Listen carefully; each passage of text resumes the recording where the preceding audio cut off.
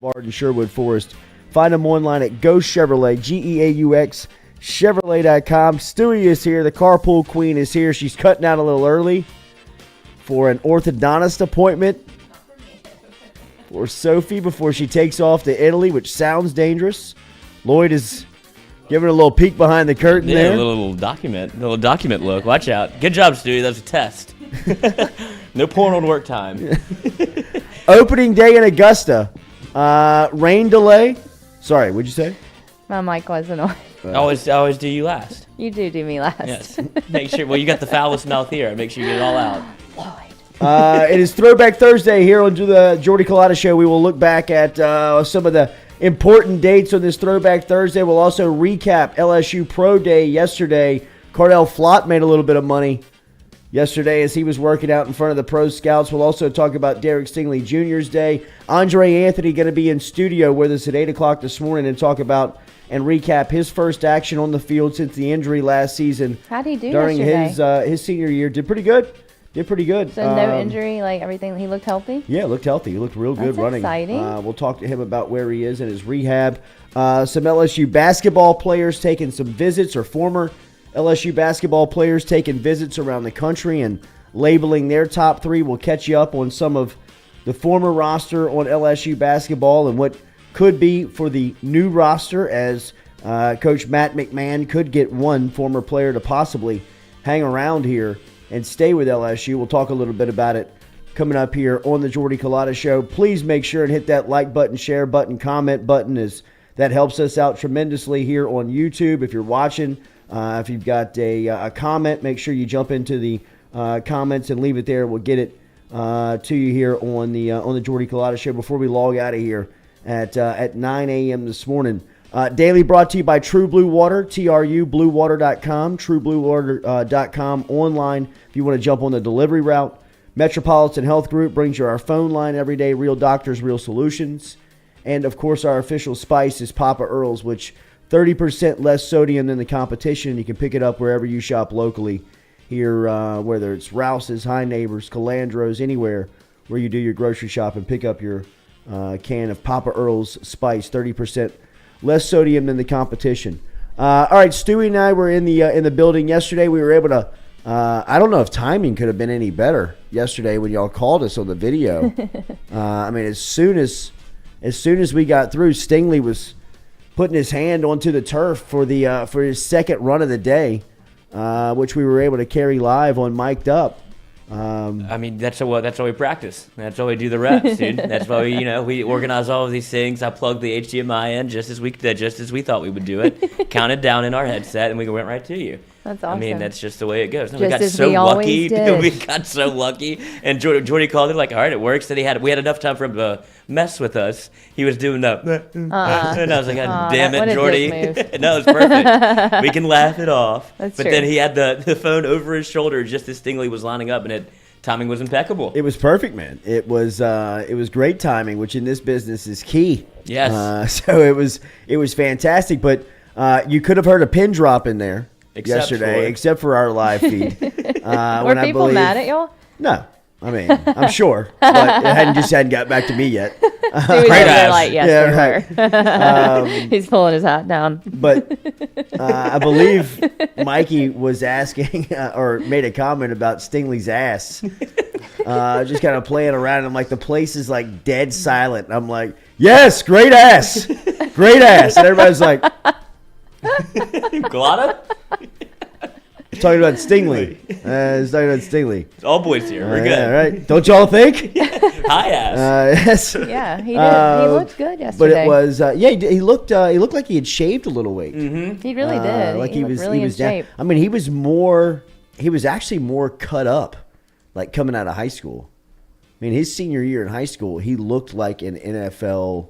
You mean more cut up then than now? Yeah. Oh wow. I mean, it looks like he's lost weight. I Right. mean, he was jacked. bulkier in high school. Yeah, he was just a little bit more leaned out. Yeah, he was a little bit more lean yesterday. 8 abs, which Is I that don't how think you was wanna be? possible. Probably for yesterday when you're testing, Yeah. you probably want to be a little light because you're moving around, and but I mean, he can still play at that weight wherever I believe he checked in at 2. Do we have his official height and weight? But, I mean, he still looks like he can, you know what I mean, physically is not going to be a problem for him. But the numbers were great for Stingley yesterday. I think for what he accomplished and what, all the eyeballs that he had on him, I thought that yesterday was very much a success, jumping 38.5. He had the 10-2 broad jump. His best 40-yard dash was a 4.37. Those numbers felt like a top 10 pick. And when he is fully healthy, and he's only been cleared for physical activity over the last 3 weeks. So, I mean, really, he's just been training at a full go for 3 weeks. And to see where he is in his recovery, and the more, healthy he gets, he's going to just improve on his play. I thought yesterday was huge. Oh yeah, his dad was definitely there yesterday. It was, it was a big day, whether or not he would have played last season or even the year before that. Yesterday would have been a big day either way. But the fact that really, it's kind of been spotty over the last 2 years. There's been a lot of question marks. It seems like and yesterday was just an enormous moment for the process of where he is going into the draft and making sure that he's healthy and answering a lot of questions and, everything that goes into that type of testing. I mean, you're just kind of, you're interviewing with teams and you're going through on the field drills and you're kind of going through it's an interview. It's a job interview. Mm-hmm. So I think that he's probably going to work himself back into the top 10. I think he's probably going to now be much more firm of an argument or whether or not he's going to be the first cornerback taken off the board. A lot of the stuff that we were hearing going into the season on Stingley, I think is going to start to resurface now that people have seen him test, now that people have seen that he's healthy, now that you've had a chance to talk to him, because I think, when you really turn the film on, when he is right and he is healthy and he's locked in, it's tough for me to imagine that there's a better defensive player in this draft than him. Mm-hmm. And really and truly, he might be the best player in the draft. I think, obviously quarterback is a major point of emphasis for teams wanting to find that position. So, there's a higher priority on that spot than any other ones. But defensive back is very high on the list as far as positions of need that people will always be looking for players at.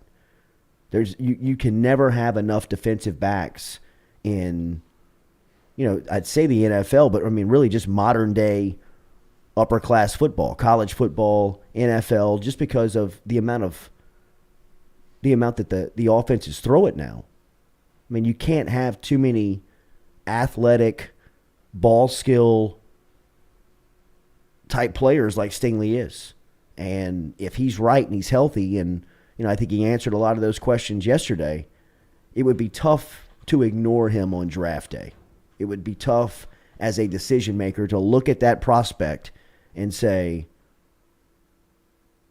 I don't know if we can use him just because he's too dynamic. He's just that 2019 film alone, and I know that you can't just go back to 2 years ago, and he's had some good things that have popped up over the last 2 years. He's just been inconsistent on getting on the field. He just hasn't been on the field. And when he's been on, he's made plays, and he's also the Alabama game with Devontae Smith 2 years ago, or his sophomore season. That wasn't a good look for him. But his freshman season, start to finish, bell to bell, he improved every week. I think that there was an argument to be made in the middle part of that season that he was probably the best defensive player on LSU's team. Grant Delpit, Caleb Von Chassel, it didn't matter. Stingley felt like he was the guy. And that's tough to ignore on that team filled with all those pros. Christian Fulton's on that team. Look at what Christian Fulton's accomplishing right now in the NFL. Stingley played opposite of him, and, for the most part, Fulton got a lot of attention most weeks because people were trying to stay away from 24. I think it's easy to pounce on Stingley the last 2 years and what we've seen. Yeah. And it's understandable to a degree because he's a football player and you expect him to be out there. But he was battling some stuff as far as his health went that they didn't want to gamble with for this part of his life. And I can't say that I don't not understand that. That you really want to protect this investment or this opportunity. But when he was right and he was healthy, he might have been the best defensive player in college football that season. I mean, really. I mean, he could have gone through a stretch where he was so young and people were trying to not ignore him, but not give him the attention that he probably deserved. But when it really came down to it and people were speaking out loud, I mean, I can remember Kirk Herbstreit in the middle of the season on a game day saying, I mean, Stingley's as good as you'll find in the sport. It doesn't matter that he's a freshman. I mean, he's as good as college football has at that position. And I think that he can slide into an NFL scheme, into an NFL defense with the way that he's physically built. The skill set he has is the speed, the agility, the football sense, the technique to really be a player early on in the NFL. And I think that he's going to make, I think he's making his way back into the argument of top cornerback, top 10 pick. And, you know, I think that we'll see his name fly off the board very early for what he did. Other players that shine yesterday, I thought Cardell Flot made a lot of money. I really did. Stewie and I were sitting up on the top of the practice facility, kind of overlooking the entire field. And one thing that immediately jumped out just to, you know, anybody that had seen Cardell Flot play football over the last couple of seasons was, I mean, he looked a lot thicker. I mean, he looked like he had gained a lot of weight, and not bad weight. I mean, it looked like he had just kind of been in the weight room, which, you know, I mean, you've seen him in a uniform the past couple of years. He always has looked a little light. And for him to look, you know, I mean, like he did physically, and to test the way he did, 4.4, had a really good day as far as the testing went, jumped 34. I didn't think that was, I mean, that's probably not the number that he wanted, but broad jump the same as Stingley, ran a 4.4. You know, I think that, again, everybody's always looking for defensive backs. You can't ever have enough of them. And Flot, I thought, put good, you know, really good film out this past season for sure. And has had spots over the last 2 years, over the 3 years, where, I mean, he's really played good played a lot of football as a freshman on that 19 team, man. I mean, he did play and log a lot of reps for as talented as that team was. To play as a freshman on that group, to play on that squad as a freshman it's a hell of an accomplishment. Whether you're Derek Stingley or Cardell Flot, it doesn't matter, man. I mean, Marcel Brooks, I mean, anybody who was able to log snaps on that freshman, on that 2019 team, I mean, that says a lot for as many pros and talent that they had just, you know, bouncing around the practice field. Were there a lot of coaches there? Were there a lot of other eyes there? I didn't see, Mike Tomlin was the only head coach that I saw. Dennis Allen? Brandon Staley from LA Chargers. Staley was really? there? He was there. He was talking to Stingley a good bit. Yeah. They kept showing them two linking up, and I think they have the 17th pick in the draft, maybe a little, I don't know. I just looked it up, but it doesn't seem like they would have to be making a move to be able to get Stingley, I would imagine. Yeah. But all 32 teams were there. And, you know, I mean, as far as the pro day goes, and this is, you know, this is not to, I mean, Stingley felt like the guy. It felt like he was the only one that people were in town to see. Now, I know that, you know, a lot of these guys make their money and make their reputation on picking up, you know, 3rd, 4th, 5th, 6th round guys. And maybe they had, you know, a lot of those guys that they were evaluating. A guy like Neil Farrell, a guy like Ed Ingram, you know, some of those types of guys that you can grab in the middle part of the draft that could possibly be, you know, starters or contributors for you pretty early on. But as far as the high-end guys, you know, I mean, LSU has usually been a place that, you know, attracts all of the NFL for this day, whether it be scouts, some of the top scouts in organizations, general managers, head coaches.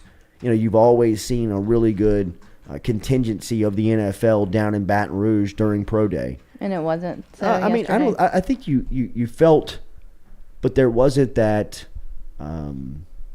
There wasn't that buzz to the day. Yeah. There wasn't that just big prospect after prospect guy that people were in line to see. Mm-hmm. So I think that goes into a little bit of what we've talked about of LSU's roster being down. Usually these types of days are pretty good indicators of how good you've been, or what's the reputation of the program, or is usually a day to kind of fly the flag on Pro Day. And yesterday, outside of Stingley, there wasn't that much buzz about LSU guys. Mm-hmm. Now, there may be somebody that gets to the league and pops after he's drafted, and there's probably going to be somebody that's like that because LSU usually has those types of athletes. They can break through, get on a roster, cover kicks, cover punts, be on special teams, and the next thing you know, they're in a wide receiver rotation. Jontre Kirkland feels like that guy. Jontre Kirkland feels like yesterday being at Pro Day that he's going to be on a roster 5 years from now. I don't know what he's going to be doing, but he's going to be doing something because he's just too skilled of an athlete. He jumped, 42 yesterday? 42. Yep. And it felt like he was on a helicopter.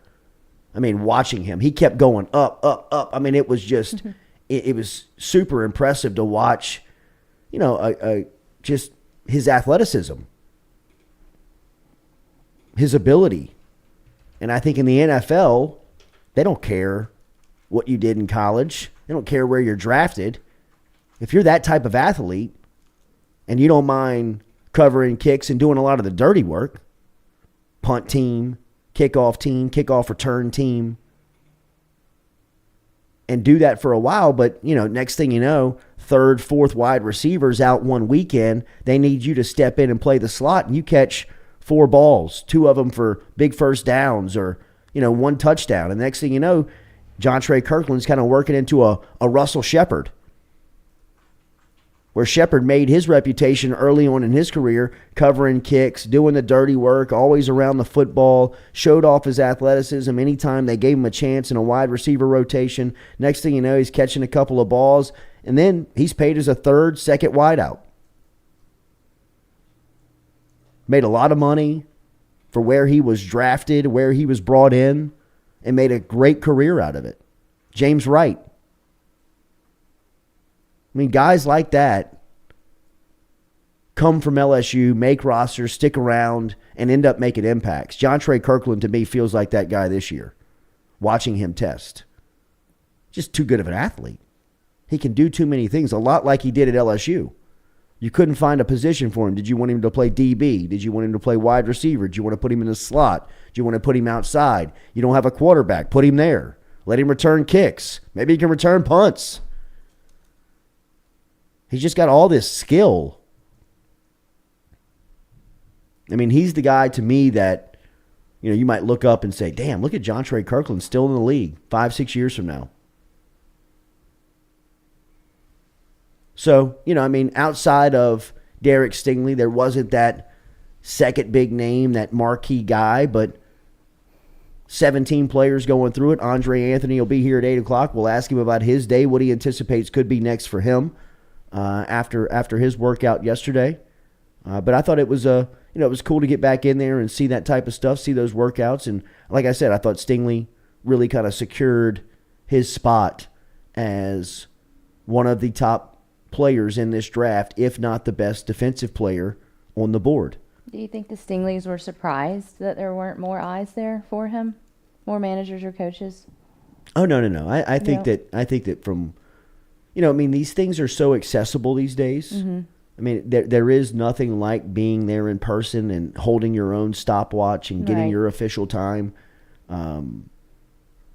But like I said, all 32 teams were represented, so everybody's got an opinion of what they saw yesterday that they can bring back to either their top scout, general manager, decision maker, head coach, whoever it may be in the building. And all those guys have access to that. I mean, that thing was on the NFL Network. Yeah. Everything that Stingley did is on social media. Everything that you need to access on Stingley's day is easy to find. Does it matter to them that he hasn't played in a couple of years? Sure, absolutely. I think that more of the concern on a prospect like Stingley would be, do you love it? Yeah. You know, I mean, there's a lot of guys that played through injury over the last 2 seasons. And not to say that Stingley's injuries were not able to be played through. But the fact of the matter is that he's missed a lot of football. Yeah. And there's a little buzz on could he have played or could he have not have played? And those are the types of questions that you have to answer in these types of settings. And a lot of the questions that they're going to ask you, will be kind of like character type questions, personality type questions, and he's going to ace all of those. He's never been a problem. He's never been an issue, not on any level. That would be the only concern I could see somebody having for Stingley, and just, hey man, we're about to give you a lot of money. Yeah. We're about to invest a lot of our future into you. You're going to be our first pick of the first round, and that's going to come with a slotted value of, multi-million dollars committed to you. Before we do this, are you sure that you really love the game? Once you get that first paycheck and it hits your checking account, you've got, $500,000 sitting there for 1 week of work. Are you going to show up to the building on time the next day? Yeah. Are you going to be there or be willing to stay after? I mean, a lot of the things that we saw Tyrann Mathieu speaking about to the LSU football team of what makes him great, and the Advocate had to sit down with him before his on-campus event with the sorority 2 nights ago, that I thought was fantastic. Of just, what's been the message to the team of from your point of view, and he's just kind of telling his story about who he is, and a lot of the reputation that he's built up in the league, and a lot of the acceptance that he has within every locker room and the NFL fraternity comes because they know he works his ass off.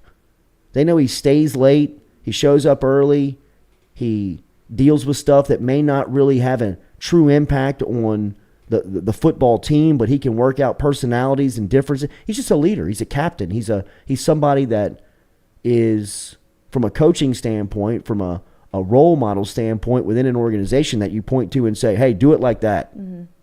And, I think people want to know, Stingley, can you be that type of guy? And you don't necessarily have to be the vocal leader if that's not your personality, but will you show up on time? Will you stay late if you have to? Will you play through injury? I mean, those are just some of the things that you're able to find out in these types of settings. What does he do next? Like, where do they see him next? Does he just go straight into draft day, or is there? Well, I mean, you can bring him in now for like individual workouts, and I'd imagine that teams will now start to do that really heavily. Like now that any they've team seen. can call on him to come to their facility. Yeah, because any team could trade up. Yeah.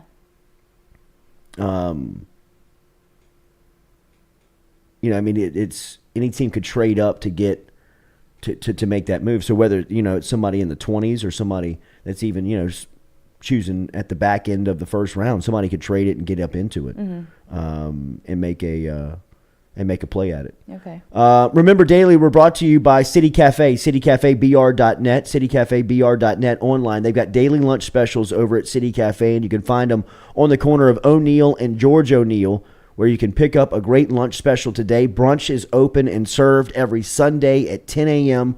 Compliments of our friends over there at Squeaky Miranda, Cody Miranda, Dirk, and the crew at City Cafe. Stop in and see them. They've got great lunch specials. Oysters are fantastic, whether you like them char-grilled, whether you like them raw. They've got a great selection over there at City Cafe. citycafebr.net, and don't forget crawfish over at City Cafe during crawfish season. They'll have it for you. Ooh, I didn't know that. Yeah, they got great crawfish. Ooh, okay. And for a while there, they were doing like the drive-through. Like Ooh, you didn't have to really? like get out of the car. Oh, that's the They best. kind of kept it they kept the COVID. That's what to say. Some of the benefits of COVID. I know. Hopefully they the last. curbside pickup. Yes, I know. absolutely. Remember when you could drive through Superior and get a gallon of margarita Yeah. outside and like chips and queso? I still think that you can do that at City Cafe. Yeah, that's awesome. You can't do it at Pick up your Superior. crawfish. CityCafeBR.net. CityCafeBR.net on. I guess Superior needs you need the return customer. You need that second margarita. If you're going and getting tanked at home, that doesn't really help them. That's but true. if you're sitting at the table, it's like one more. That's very true. Yeah. So go do the same thing at City Cafe Just sit in the parking lot and eat your crawfish. with the Whistler. So some reaction there to Derek Stingley's pro day yesterday, and I understand that there is a little bit of trepidation when you talk about Stingley. I think that You mean in the bunker? No way. I mean, lots of reaction. I think from even from the NFL standpoint, I think that there are people out there. In the NFL that are speculative on whether or not Stingley is worthy of a top choice, of a first round selection. Now his skill level and his ability is it's too good to ignore past a certain number. Like if he gets past, I would say the 12th pick in the draft, if he gets past, Minnesota, as you take the look there at what the top 14 picks are in the draft, I think that teams would be like, hold up. This guy's way too good to be still on the board, and we'll just take a shot at him. But you do see the backslide every draft. It's always somebody it happens to where they Aaron get to Rodgers. a position. Yeah, they get to a position like, oh, we already have a corner. We already have this. And they kind of fall out of the needs and wants, and it turns into, oh, God, I have to wait a little bit, much longer than I thought, just because the teams I thought that needed a corner that would have taken me took somebody else. Yeah. And now there's teams that, we don't really have a need at corner, and that's how you slide. And that's when you would see, I would imagine, for Stingley, somebody trade up. We talked to Patrick Queen yesterday on Mic'd Up, and I was like, what would Baltimore do if he was still there at 14? He's like, there's no doubt that we would take Stingley at 14. And if he's still there at 10, I would imagine that they would, if they're that heavily interested, they would probably make a move. Oh. That's what it seems like his skill set is, with Patrick Queen in the building being like, get 2-4 for me, get Stingley, because he was a player on that national championship team. That's who Patrick Queen remembers. Yeah. No, I agree. I think that once he gets to a certain point, and if he's still on the board, teams are going to be like, whoa. This is, grab him. You know what I mean? There's, especially when you're talking about in that division.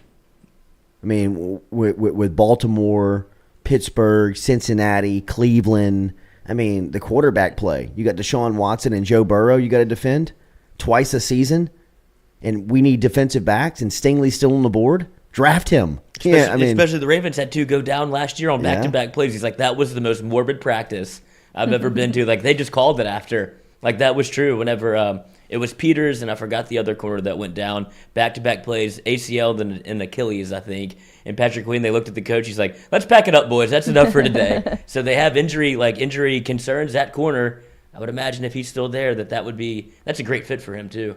Hayden Paris, Stingley will last less than 5 years in the league. He needs constant glorification and association with successful teams. The NFL will not supply that for him.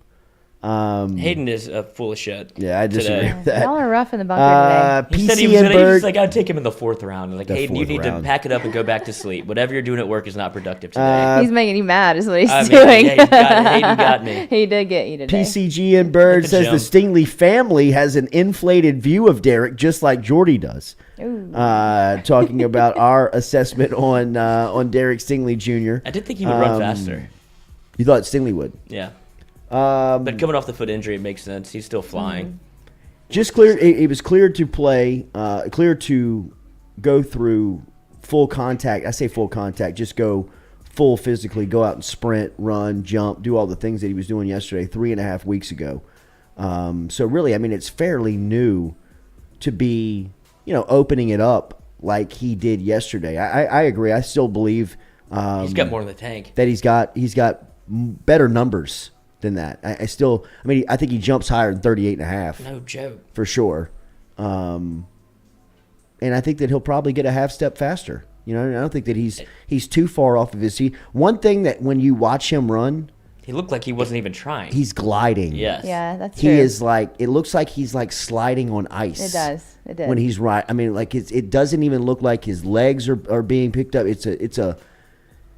It is just very It's fluid, natural yeah. and Yeah, fluid. it was very and- fluid. Did you see the video LSU put out? Yeah. Of it, like the front view, it's Yeah. like his head's not even. Yeah, his Uh-huh. head got doesn't that- move. that That's cheetah. Skylar Green. Yeah, ooh. I mean, Ugh. Skylar Green, when he was right, man, I mean, his head never moved when he was fully sprinting. And Derek Stingley had that feel to him yesterday where it just...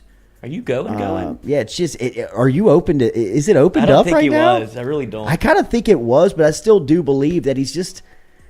He's you know, he's a half step away. You know, I mean, he's still for the most part not 100%.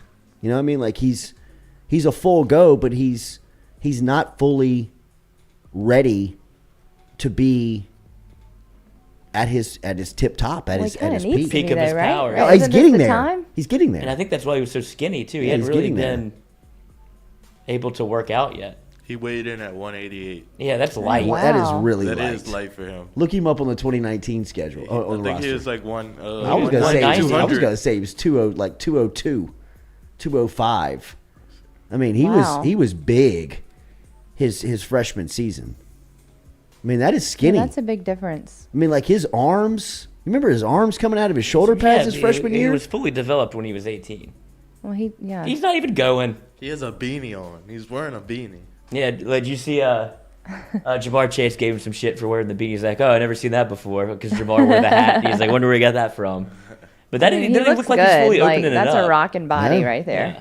Like long, lean. It's like a runner's body. Yeah, It's skinny. I mean, think he's skinny. I think he did go with like the sprinter's body. That's what it looks for like. Pro Day. He looks like a track star. He's a runner. He's a track star. He's not even going, dude. Let's do this thing again in a month. I'm telling you. Will he do these same exercises when he goes to like other teams? Will they have him do these kind of things, or he'll just practice with them? There could be teams that request to see some of these testing, but I'd imagine if you bring him in, it'll be a lot of personal evaluation. It'll be a lot of interviewing. It'll be a lot of. But I mean, there is. You could put him on the field if you want to. Yeah. You know, I mean. How did he look for the ball drills? Like, was that? I mean, that's where he's going to shine. Yeah, I mean, Easy. easy. Yeah. You know, I mean, that's the stuff that he's eating up. I mean, that's the stuff. If you're a scout, you almost don't want to see it. Yeah. You You know don't what want I mean? anybody else to Yeah, see it. well, I mean, you don't want to see it because you already know what it is, and if you see it up close, you're like, I gotta have this. Uh-huh. I'm falling in love It's with the this. Jamarcus all over again. Absolutely, like I can't get away from this. So I mean, that type of stuff he's going to eat up. I'd imagine that the more evaluation on Stingley right now is just through the interviews. I really do. I think it's just about getting in his head, like and finding out where he is, who he is. Do you love it?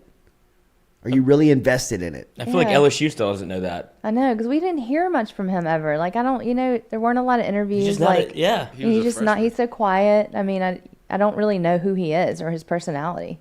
I mean, you do, I know, but there's just not that much out there. Yeah, and really and truly, the thing about him is that he's a really quiet dude. Yeah. Like he's not going to give you a lot. Clearly. Even in those settings, he's not. I don't know how in depth he's going to go. I mean, he's just a really quiet, real reserved, real. You know, I mean, he's in touch with it. I mean, it doesn't feel like he's like detached when you're talking to him, or like he's like just like wandering. But he's just Quiet. a quiet dude. Don't you Just a feel like quiet it would person. help people if they heard from him and like really heard if he's passionate about it? Some people, but I mean, like think about if Bill Belichick has a chance to like sit down and interview him, he'd probably fall in love with him. There'd probably Yeah. be You know, 10 He'd words probably between be the like, two of yeah, them. exactly. Which Belichick would be like, yeah, this guy's he's no problem. You know, I mean, he's my type of guy. Yeah. So I mean, there's some people that are going to like that style, and there's some people that are going to ask, what, like, wake up. You know what I mean? Are you in it or are you not? Mark Cumbie, Jordy, open up a scouting service. No chance. God, what a headache. Every day. And I would fall in love with everybody. Like really. Take him, trade Yeah, up. I mean, if I was a scout, I would.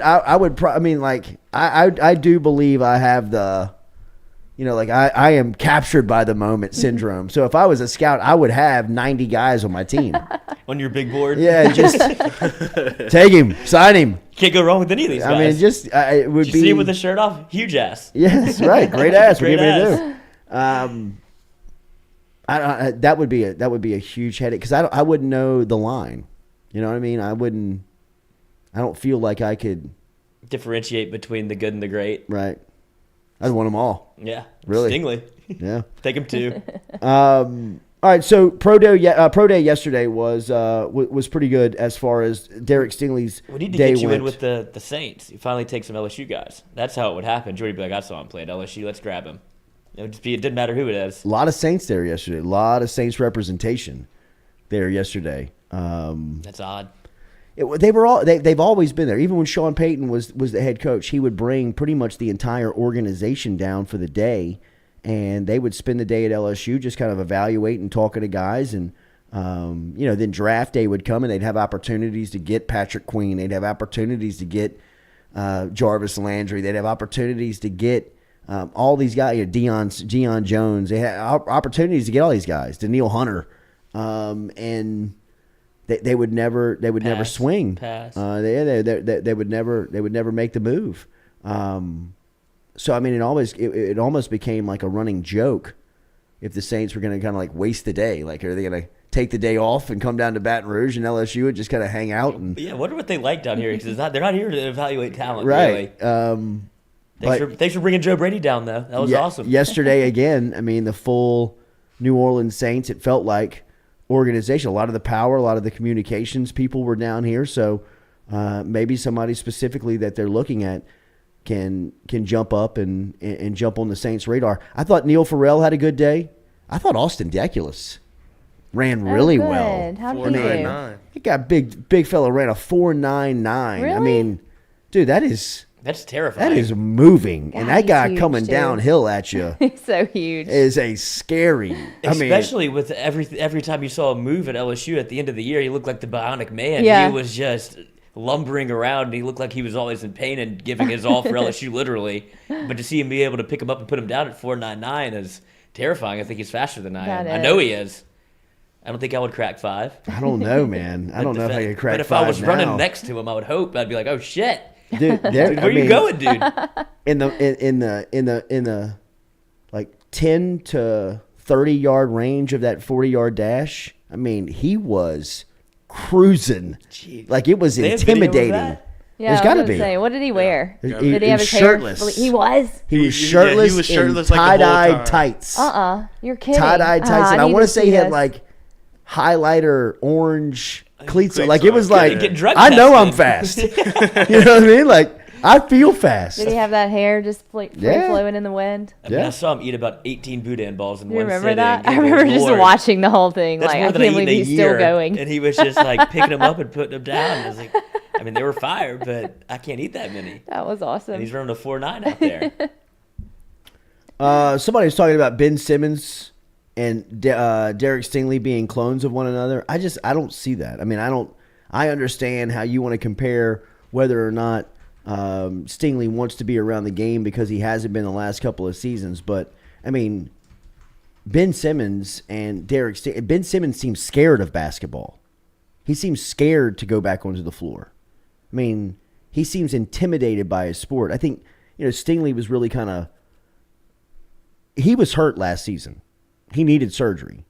What happened during his sophomore year, I think we'll always kind of speculate and we'll never really know exactly what the deal was.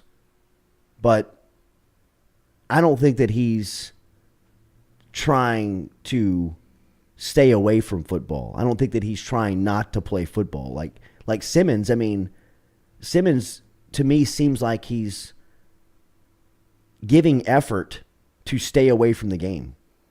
Like he could help himself out so much just by, just get on the floor and give people something else to talk about. I don't feel like Stingley has that type of lack of passion, lack of commitment to his sport, to his profession, to his trade. I really don't. I understand it. I mean, I see where the comparison comes from, but I really do think that Ben Simmons just has no love for basketball, or he doesn't love it to a degree where he's got to have it. He has to have it in his life. And I believe that Stingley will, once he is, this is what it's all been about for Derek. Derek Stingley has been one of these athletes that for his entire life, he has been pegged as a pro. I mean, his entire life. The first time that people saw him on Little League fields, he was 2 years better than everybody. If he was playing with 7-year-olds, he looked like a 10-year-old. If he was playing with the 10-year-olds, he looked like a 12-year-old. When he was playing with the 12-year-olds, he should have been playing with the 15-year-olds. Until finally somebody was like, just put him out there.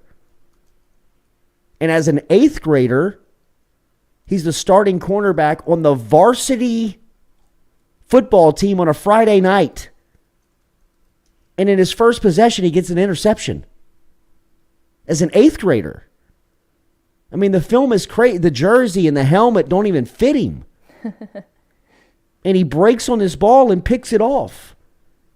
Neil Weiner's telling us stories about how they're bringing NFL wide receivers to their high school football practice for him to cover, and he's locking them up. Former NFL players, not current NFL, but guys that logged minutes in the league were on a high school field going up against a prep cornerback and getting shut down.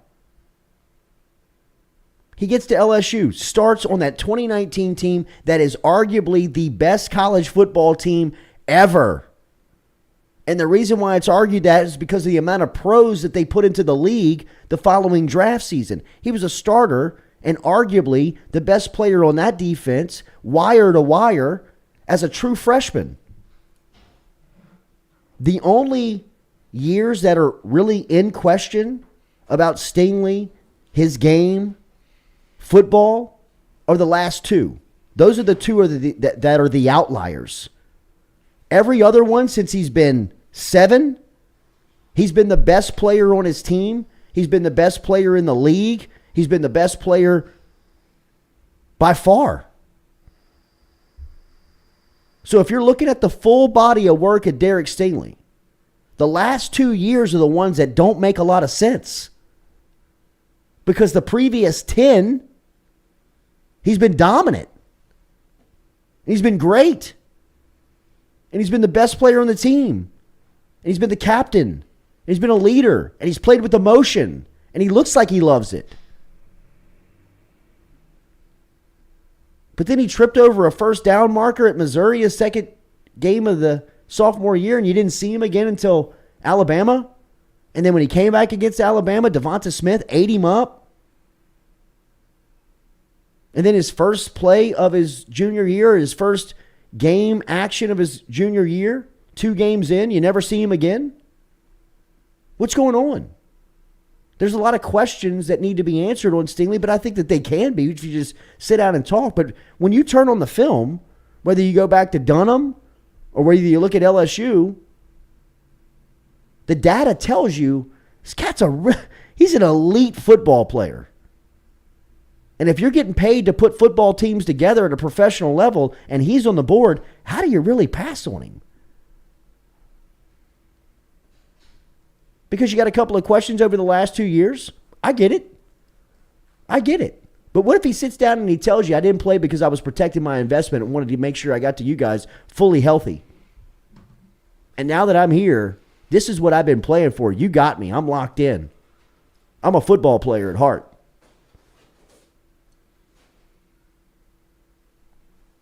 I just don't know how you would ignore that. I don't know how you would stay away from that if it's your job to build teams.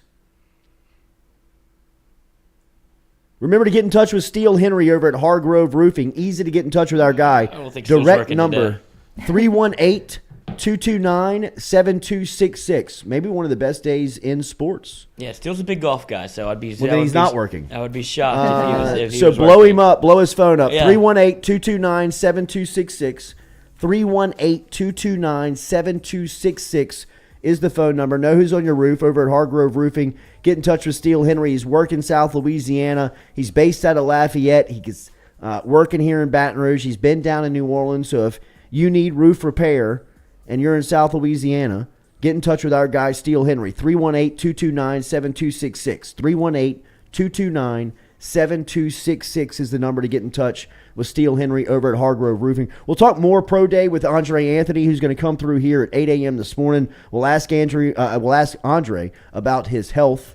Andrew Anthony does not sound like a football player. And we'll ask him about yesterday, the experience, some of the questions that he had to ask and answer. And we'll also ask him what his thoughts were on his pro day. What was his thoughts on his testing? How did it feel to get out there and test for the first time in a while? All right, we'll be back with hour 2 here. Close out hour 1. Still have a sad story to get to. The Wade Sims trial begins today in Baton Rouge. We'll talk a little bit about that as the former LSU player who was gunned down on Southern's campus it's been incredible. I mean, time has flown by. That was 2018? Oh, wow. 2019?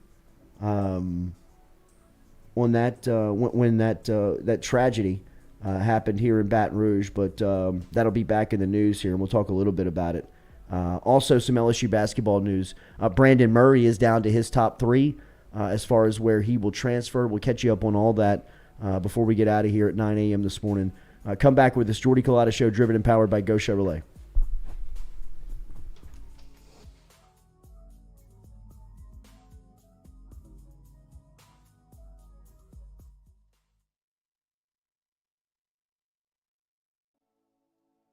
Looking to book a dumpster, but no idea how? We've made it quick and easy for you. Check out our website at moralesrolloffs.com. Let Morales Roll-Offs know your desired delivery date, and finally, provide your contact details. To make payment, look out for an email invoice with all your booking details. On delivery day, our driver will notify you through text and email that your dumpster is ready and on the way. Now you know how easy and convenient it is. Call Morales Roll-Offs at 225-427-0000 for your dumpster.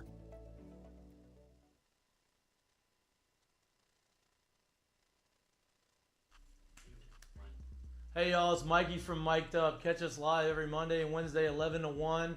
Talk gambling, talk sports, have a ton of guests in here, get a little perspective from the athlete side of it. We got Lloyd in the house, Jay Mitch is in here a lot of the time. It's a fun show, great show.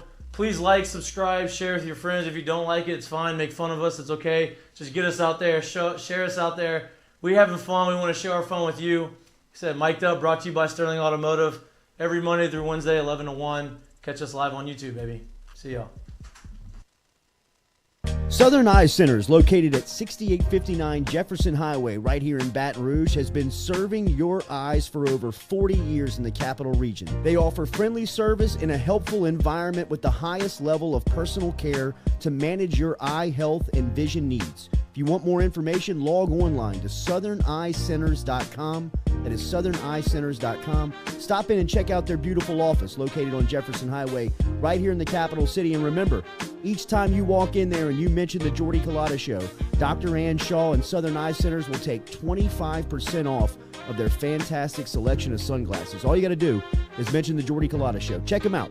southerneyecenters.com and located at 6859 Jefferson Highway.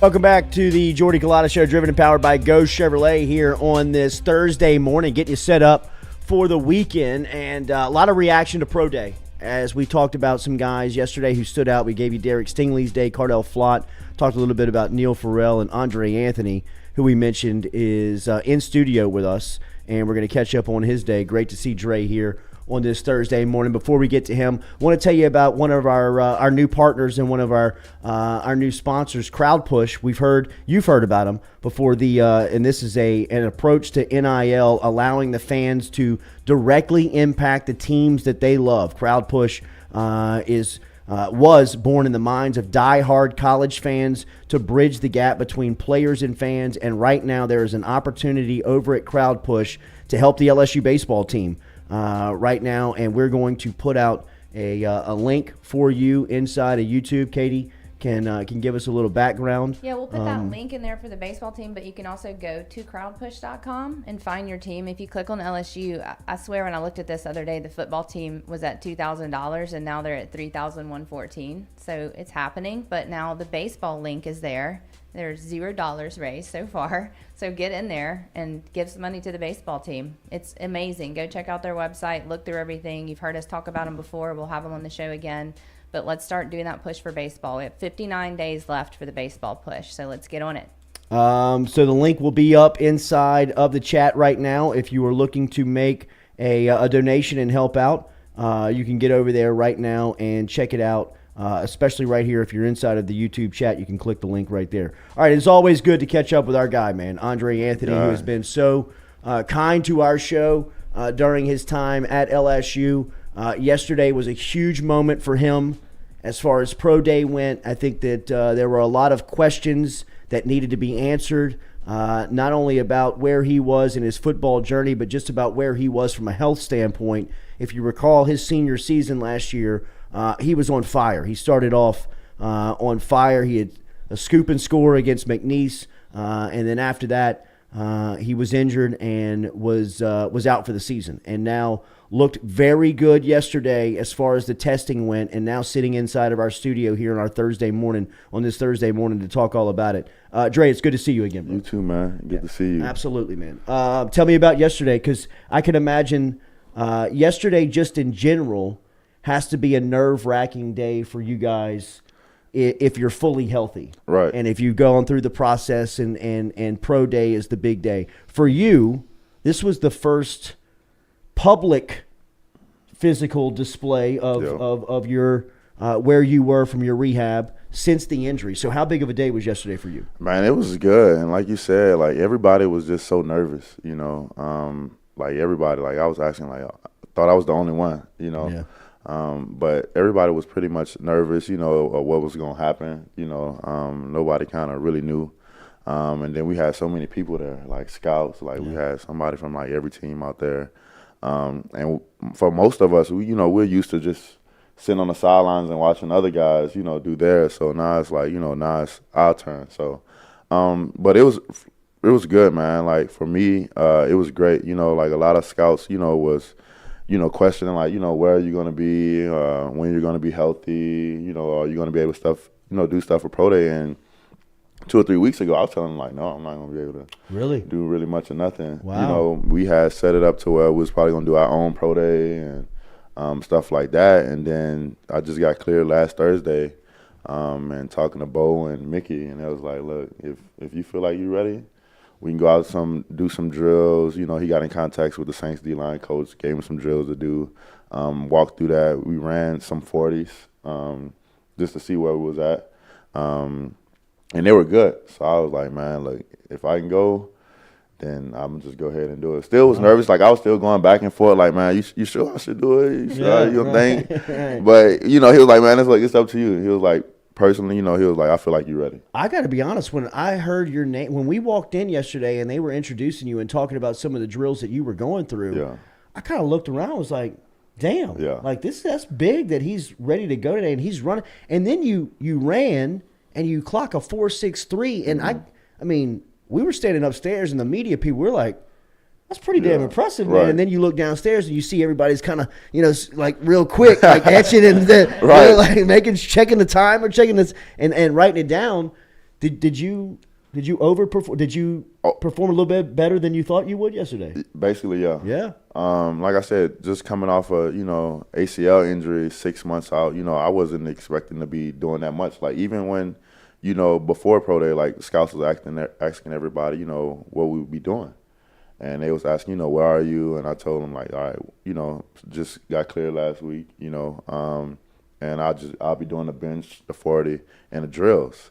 And it was like, wait, be careful out there, like that. And they wasn't even expecting that. Like even on the drills, they were like, look, do what you can, thumbs up me, if you can do it, if you can.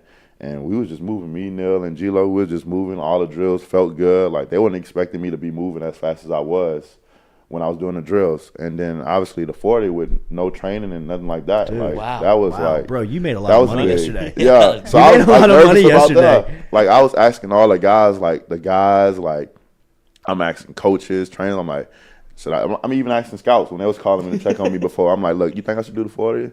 Sitting down, like I ain't have no training. I just been rehabbing. Like, what you think? He was like, it'll be good if you can go out there and run a good time, considering the fact that you haven't, been training. Out of You've sight, just out of been mind. rehabbing. Yeah. So like just no technique and no nothing like that, and just to go out there and run a decent time was, I was saying like 4.7. Like that's what was clocking with, during the weeks before. So they was like, that's good, considering where you are.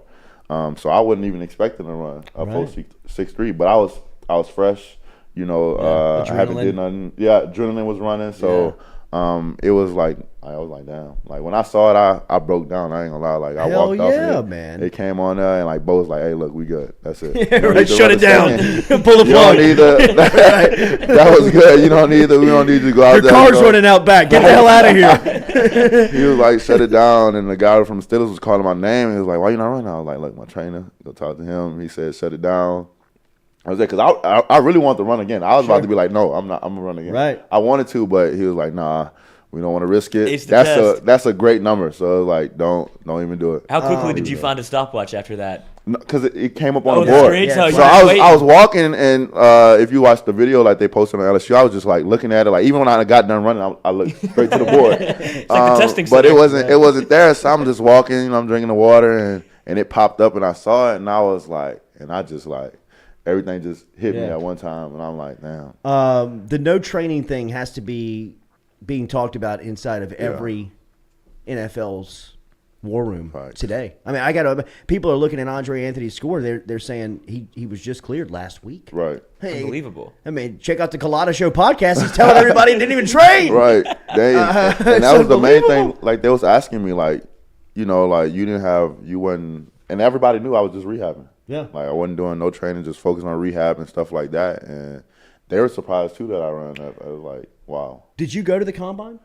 Mm-mm. So what are these interviews like? Because I mean, obviously you aced the test on the field yesterday. Right. What is it like behind? What questions are you answering? Because I believe now, I mean, you might be the steal of LSU. You're going to be a steal for somebody who needs a pass rusher who seems like you are healthy now and motivated. What are some of the questions you're asking or answering? Well, the main ones were always, when you're going to be healthy, where you're at right now in rehab, how are you going to be after, 5 months from now, will you be ready for rookie training camp or training camp in general? So just answering, that was like the main big questions. Like the film speaks for itself. Yep. So they already knew what type of player I was from, and then from talking to, from coaches to players and stuff like, about my character and stuff like that. Like that was, it spoke for itself and from what they heard. So the main thing was just like, we need to find out when you're going to be healthy. Yeah. So me just going out there and did it as much as I did, considering the fact that I was at probably like 90, 95%, was amazing, So I think that was the last question that needed to be answered was answered yesterday. What is this portion like now in between yesterday and the draft? Is somebody kind of giving you an idea of what? Because I'd imagine that people would like to meet with you now. Oh yeah, like more. Talk to more scouts now, and it's like I said, like got a couple talks after and phone calls after. It's just like everybody was just like so surprised. Like they weren't even expecting me like to go that hard. Sure. Doing drills and to be cutting and pass rushing like that, and bending like that. So now for me it's just, I'm confident and feel great, that I showed out yesterday and I answered those, those last little bit of questions that everybody had. So now it's just, being, ready and getting ready for the next opportunity.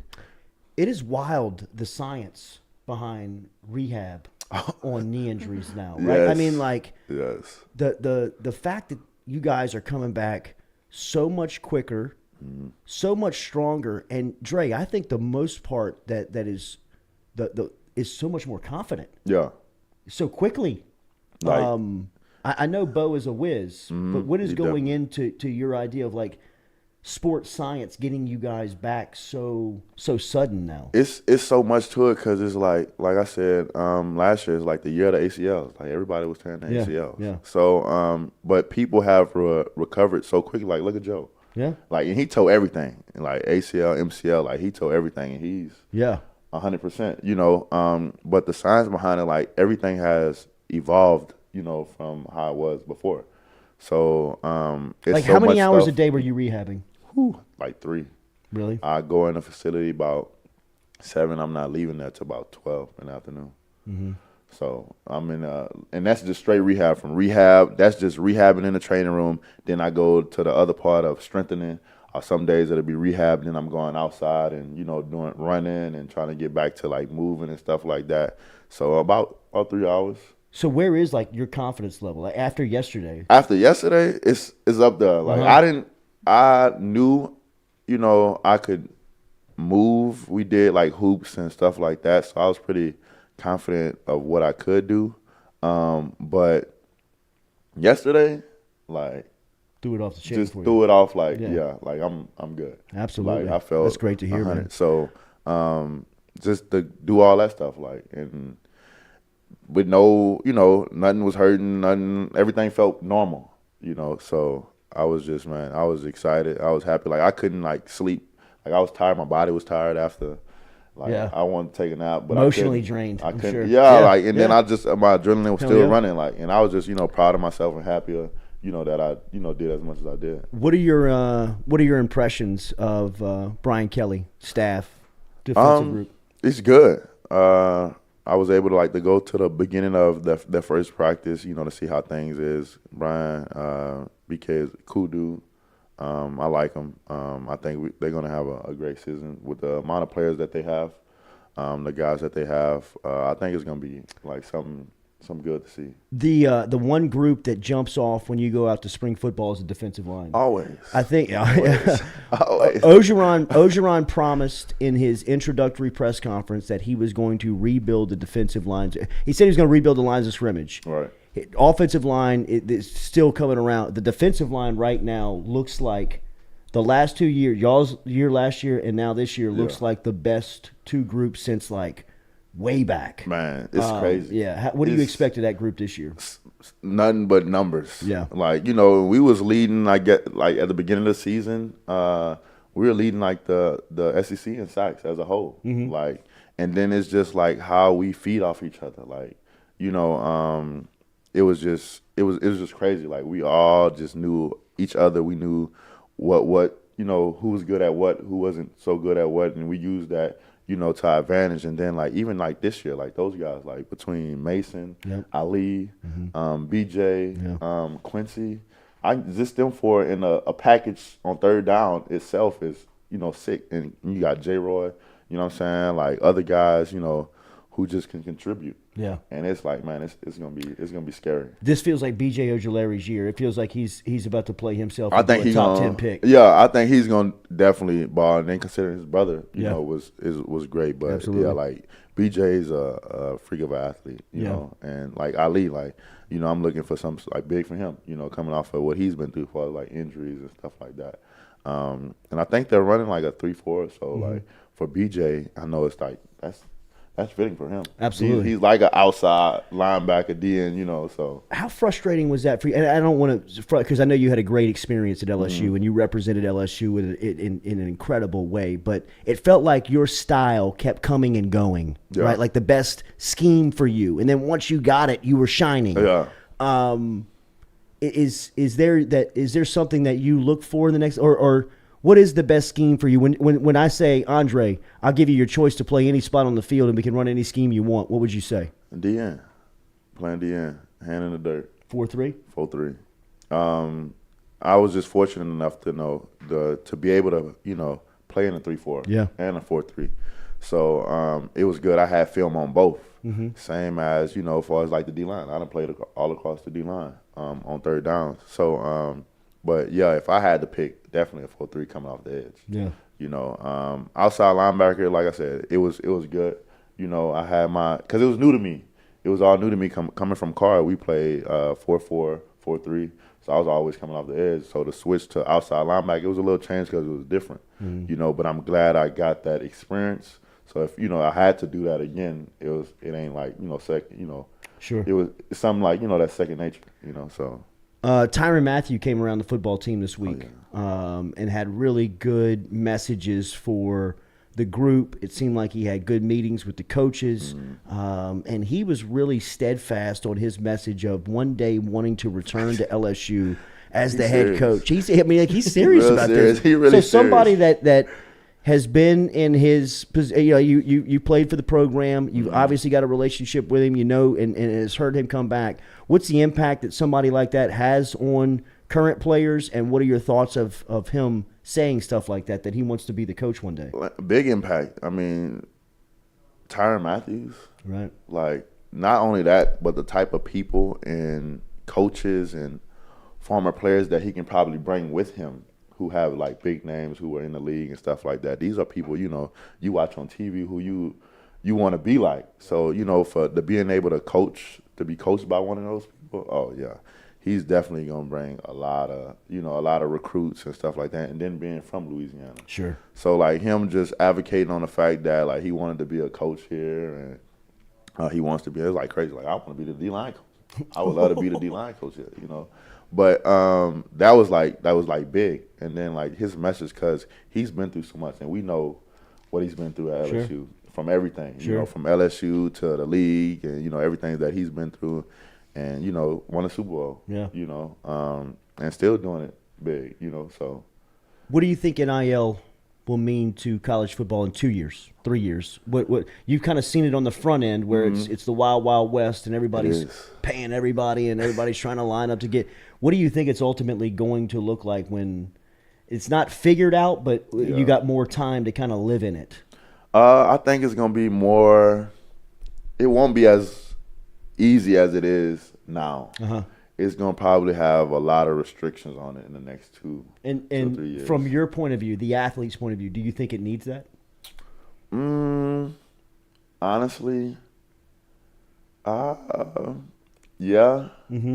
Because it's like, it's dangerous, right? It is dangerous because, like for me, like somebody like me, because it's dangerous for younger guys, right? Coming into situations because it's like you're not looking at football no more. Right. And some people are it's like you're just seeing the money, and I'm gonna pay you this much. We got this NIL set up, if you come here, but you're not looking at the bigger picture, But I feel like you'll have to put restrictions on it because some people you don't want to water down your brand. Yeah. Just getting all these, you think, I'm getting all these NILs, and then it's like, who are you? Like, what is your brand if you got all these NIL deals, you get all this money, but like, what does it say about you? Sure. Like, why did you do it? So you'll have to have like some type of restrictions on it, because you're gonna have people who get more money than other players. You're gonna have guys like I want to make as much money, or I want to do this, but everybody, is not on that same level sometimes. So you're gonna have guys like concerned about, they're gonna have to make it equal playing grounds. For everybody, for sure. So, but it's gonna have to have some type of restrictions on it, though. Do you look at anybody in the league? Do you look at anybody's game and try to steal or cherry pick or model it after? Oh yeah, like Vine was one coming out of high school. Vine Miller, one of those guys who was just versatile. Yeah, 4-3, 3-4, driving the coverage, did it all. Zadarius Smith, one of those guys, D-line, play outside too. But play like 3 technique, nose on like pass rush downs. Him, like Daniil, obviously. Aaron, even though that's not my position, but like, guys like that. Mentality. Just kind of, exactly. Yeah. Just that heart, that toughness, like that's what you want. But like guys like that, I'm going to try to take some of what they, what I've seen from them, and put it in my toolbox. You would be great in this industry. in radio, PR, entertaining, podcasting, digital media. I heard you say you've thought about coaching. Yeah. How much do you think about already life after football, even though you're trying to start your professional journey? How much have you thought about that? A lot, because you have to, what they say, NFL not for long, and a lot of people don't have a plan B. They don't have, it's just football. That's all they see. You got to see the bigger picture, because what if football doesn't? Football has to end eventually. So what are you going to do after? How are you preparing yourself for after? So, and I don't want to be, that guy, because you've seen guys who is all football, and then football is no longer, and then it's like, they done fell off the face of the earth, or what happened to you, because they didn't know what else to do. But you have some people who did football and they get into radio and media or, coaching or something like that. So I want to have something that I enjoy doing. Yeah. And my mom always said, you do something you love and you'll never go broke, something like that. Do what you love and you never work a day in your life. Exactly. Yeah, that's what she would say. So I want to do something that, if it's like this, podcasting or media or coaching, because it's all in that area, something I know. It's easy for me, something I love to do where I'm just waking up in the morning, I don't want to be here. You always have a spot here at FM Digital Media. Whenever you're ready to start, I will tell you that. So two contracts this year. You just know that on your way out, on as you start your professional journey. But you would be great in this, and you'd be a fantastic coach. It's about that personality. The personality is just very engaging, and endearing. Fall in love. Yeah, people absolutely. fall in love with. And just being you. That's it. And I thought that's what Tyrann Mathieu did in front of the team the other night in the video. You could just see it was very natural. I mean, he was speaking in front of the Maravich Center the other night. A sorority had brought him out to do a speaking engagement, and there was everybody in that room. There was probably 1,500 people in that room, and it ranged from, I brought my 11-year-old son, and he had one of his basketball buddies that we brought, so I had 11-year-old children, to sorority and fraternity kids, to adults and parents like me, white, black, all types of ethnicities were in the room. And Mathieu, it was simple. He had the whole room eating out of the palm of his hand. Right. Whether you were 11 years old or whether you were 60 years old, everybody in between there was just, you could have heard a pin drop. It was almost like when you guys were running yesterday. I mean, it was just everybody was just focused in on what was going on. So, and I think what it all comes down to is just, you're just being yourself. You're just being Matthew's just being himself. Exactly. You're just kind of being yourself. And that's the main thing, just being yourself. And then the fact that when you actually think about who these guys are, like I said, what they've been through. You think about the Tyrann Mathieu story. You think about the Andre Anthony story. You think about the Derek Stingley story. Everybody has some type of story, in their own story, in their own way, however it happened, to get to where they at today. So just knowing that, you feel like you almost know that person without knowing that person. So when you hear and you would want to listen to what they have to say, because you want to know, man, he's been through this and this and this. I want to know how he got through it. And just to hear him speak about it, speak about, adversity, coming through a situation, how to do a certain thing or something like that. You want to listen and take notes, So that's why I feel like people engage. Where somebody, you ain't been through that. Mm-hmm. How you going to say something or speak on something you haven't been through? And people kind of question how, but when you know a person been through all that, what they're talking about is actually they lived it. It's different, and it opens you wanna hear. So that's why it's so big for Tyrann. And then just not even that, his personality, just him the kind of person that he is, it's just, he's a kind, cool dude. He's not that big-headed guy, bougie. He's a cool dude. He's always around. Easy to talk to. Easy to get in contact with. So, Cardell Music says, #tell Andre, thanks for not giving up, and God is on your side, pulling for you down here in Louisiana, man. You got the state on your back as you begin this professional journey towards your dream for the NFL. I know yesterday was a huge hurdle for you to jump over as far as getting out onto the field and clocking that 4.63, which surprised a ton of people after no training and a fresh ACL injury, surgery, and rehab right in the rearview mirror of Andre Anthony. Whoever gets him is going to get a winner and a great guy in the locker room and a dud and a dude on the field. Yeah, right. Who dat, baby? What would that be like? I know that you would go play in all 32 cities and all of them are on the board. But have you thought about if New Orleans selected you and what it would be like to play in your hometown? Man, that would be big. It would be just as big as playing for when I came to LSU. Yeah. It'll be big playing in a home state, same just as playing in the Natty. Yeah. You at home, man. Like it's probably be the same thing, man. Just to be able to put on that jersey like how I was putting on the LSU jersey. It'll be all the same feelings. It's just a bigger, a bigger stage. I heard Burrow tell the story that nobody was beating y'all after the Alabama game that year. Like that was kind of the hurdle that y'all had to get over. And once y'all pulled out of that game, what was the thought of the bus ride down from Baton Rouge to New Orleans, going to play Clemson in the national championship? Did you guys feel? Did you feel like you were unbeatable? Did you feel like there was no way that you were going to lose that game? It was. We did. Because we had that confidence, and we went. It wasn't too much a nervous or nothing like that. Because we knew each other, like we play around, we kind of keep each other comfortable, so it won't get that nervous or whatever. And we knew, Clemson, on that side, this is the SEC. Mm-hmm. We ain't none of them people y'all play over there in the ACC. Going down the slide. Like yeah, no, y'all not about to do that over here. So it's just like we knew, they dominate in their area, and we was dominating at that point in time in the SEC. So we went, especially in our home state, like it wasn't about to go down. Yeah. It was not about to go down like that. So it was already known like what needed to be done, and we wasn't leaving without a fight. Y'all were so good, bro. That's the best team I've ever seen. Yeah, that best team you ever played. I mean, did you knew early? Early? No, I don't think. We kind of knew during like practice and stuff like that, but like as the season went on, like we started to like really know, like. And then when you sit back now and really think about it, and you go from player to player, on that team, it's crazy, man. I mean, from receivers to quarterback to running backs to O line to D line to secondary, linebackers. Pros at every level. Like that's what I'm saying. Like it's like when you really break it down, you like we had some guys. How crazy is it that Cardell Flot and Derek Stingley are sitting in interview rooms with the NFL guys and telling them about plays that they made on that team as a freshman?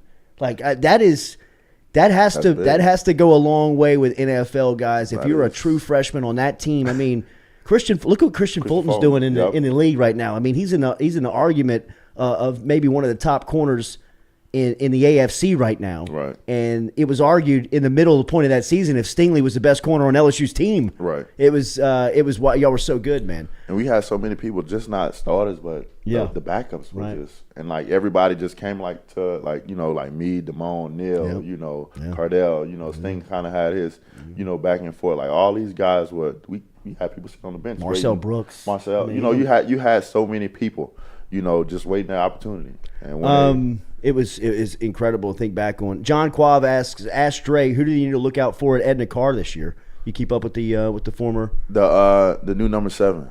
He's in. Oh yeah. Yeah, he just got 7. Nice. He plays in. Wow, is that a tradition at Carr? Yeah, it's a big thing. It's like LSU 7. Wow. Like it's a big deal. Like it's a big deal at Carr. So if you got that number, like you expect to be a leader. You one of those guys. Like you have to work for it. You had to work for it. So if you got that number, they believe you probably obviously the best on the team, but it's just like leadership aspects on and off the field. That's awesome. He's another end. So tradition. It's a tradition, for us, it's most what DBs have it. Yeah. Right. I don't think most DBs. I don't think other than DBs, and we had like a wide receiver. Yeah. A running back. I think Kayshawn will get it this year, huh? I think so. I think so. Yeah, I think so. He feels like 7. He wants it. Yeah, he wants it. He for sure wants it. I mean, I'm pretty sure there's gonna be a good battle for it. Yeah. But I wonder if they'll give it to somebody on the D line though. I mean, they got a bunch of dogs out there. Switch it up a little bit. Right. Switch it up a little bit. Big Jaquaylin Roy in 7. Yeah. DJ Ojulari. Yeah, right. But you still like what you got 7, and then you got 2 of the 18. Yeah. So that'll be good. You mentioned like 7's going at being Jamar Chase and Derek Stingley. What were some of those battles like in practice after we see Stingley's pro day? During that time, like you had like people like D linemen. When we watch film, I want to see the cornerback and wide receiver 1-on-1s, and it's just not them. Like it's just like even Christian Fulton. Like you want to see those 1-on-1s because you had like Grant, you had like some good secondary people. Then you want to see the battle with Clyde and PQ. Like we had some legit battles like we want to watch, know, and then even with like D-line, like we watching everything. Like we watch everything, because it was just a sight to see and watch those guys go back and forth. It was crazy. Queen told a story yesterday. He was in the studio with Mikey, and he told a story about the fight. Oh yeah. Burrow. That's the one I talked about. Like Yeah. that's I'm telling you, that fight right there, you just knew what type of dude Joe was. I'm telling you, like that fight, you just like, okay, yeah, he gonna get it out the mud. Yeah, It's like, I mean, like Queen said, he's got the guy yes. by the neck, and he's like just ribbing him. I'm telling you, Just- like, yes. I mean, just going at him. Bruh, yes, and like Joe came Joe came up to PQ, like he came at him. He punched him in the face. On our sideline by himself. Like the whole defense jumped on him. Right. Everybody Yeah. else came. Yeah. But I'm like, dang, like you wasn't gonna wait for backup to come or nothing. Like you just gonna but then at that moment, like we just knew, and then like from that moment to how the rest of practice went, like we was just going at it. Mm-hmm. And it was just like, yeah, we kinda knew. And then obviously y'all seen that when he was taking all them licks and went slide and stuff Yeah. like that was like, and just getting up like it It's wasn't crazy. nothing. Right. He was like, okay, bet. And he just started going off. But I think for Joe like that, It kind of gets it him gives him a moving. few. It does. Like, yeah, hit me. Like, it gets him going, So, like, it's crazy, though. Dre, we pulling for you. Go get him, bro. Thank you. It's great to see Appreciate you. Best of luck on the rest of the journey, and congratulations on yesterday, man. Appreciate it. Thank you. One for you from a fan on the way out. Have you met Jaden Daniels, Jaden Daniels. the transfer quarterback Yeah. from Arizona State? I met him. We talked They got little a bit hell of a competition at quarterback this year. between Miles, him, Nuss. Nuss. Yeah, and then you got Walker Howard. Yeah. So, all good, great quarterbacks. Great to see you, man. Good luck. You too. Andre Anthony, spending a couple of minutes here with us on the Jordy Culotta Show. Remember, brought to you by GoFlow, our friends over at GoFlow. I feel like every time we go to GoFlow, we see Dre. Yeah. GEAUX, flowiv.com. Stop in and see him. Yeah, at the, I was there the day before. That's Yep. right. There you I go. was there the day before. You want to run a 4.6? Go to GoFlow today. GEAUX, flowiv.com, Jefferson Highway. Mention the Jordy Culotta Show. You get 15% off of your initial visit over there. Easy to find them online. They do say they take walk-ups. They recommend appointments. The best way to do that is just by logging online, GEAUX, flowiv.com. As we said, memberships available, 3-month, 6-month, annual memberships. Learn all about it online at goflowiv.com, GEAUX, flowiv.com. Andre Anthony, a couple of minutes here. And, of course, one of our friends, Tim Johnson from Louisiana Business and Industry, who is a great friend of our show. And what we do is a great mentor for Andre since he's been down here in Baton Rouge. Great to see you. Best of luck. We'll be back with more of the Jordy Culotta Show, driven and powered by Go Chevrolet.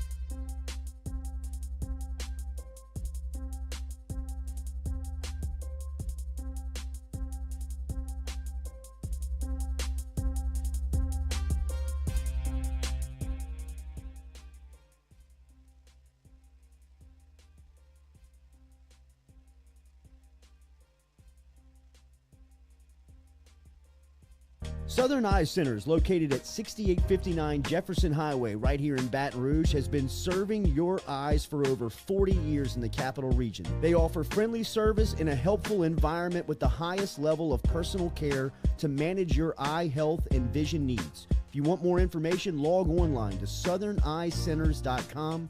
That is southerneyecenters.com. Stop in and check out their beautiful office located on Jefferson Highway right here in the capital city. And remember, each time you walk in there and you mention the Jordy Culotta Show, Dr. Ann Shaw and Southern Eye Centers will take 25% off of their fantastic selection of sunglasses. All you got to do is mention the Jordy Culotta Show. Check them out.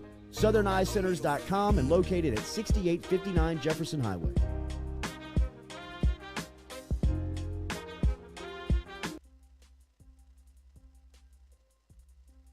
Do you have questions about your finances? Are you looking for recommendations from a skilled financial advisor? Get in touch with our friend Daniel Newman over at Edward Jones. You can find him easily by logging online and shooting him an email at daniel.newman@edwardjones.com. That is daniel.newman@edwardjones.com. Whether it is help with your 401k or just fiscal advice heading into the new season, get in touch with Daniel today. Best way to do it? Email him, daniel.newman@edwardjones.com. He's our experienced financial advisor. Let him be yours, daniel.newman@edwardjones.com.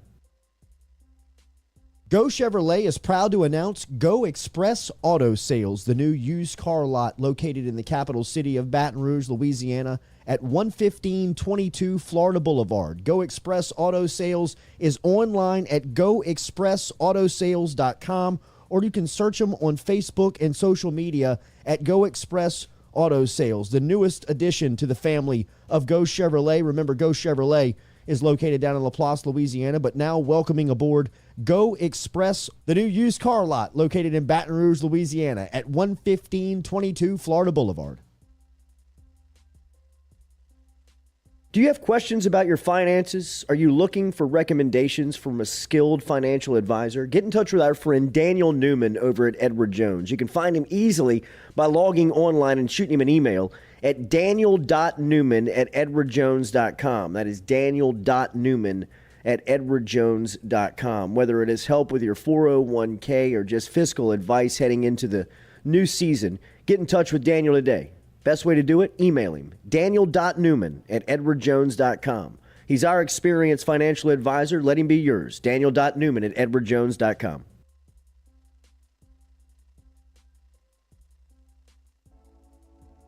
Looking to book a dumpster but no idea how? We've made it quick and easy for you. Check out our website at moralesrolloffs.com. Let Morales Roll-Offs know your desired delivery date, and finally, provide your contact details. To make payment, look out for an email invoice with all your booking details. On delivery day, our driver will notify you through text and email that your dumpster is ready and on the way. Now you know how easy and convenient it is. Call Morales Roll-Offs at 225-427-0000 for your dumpster.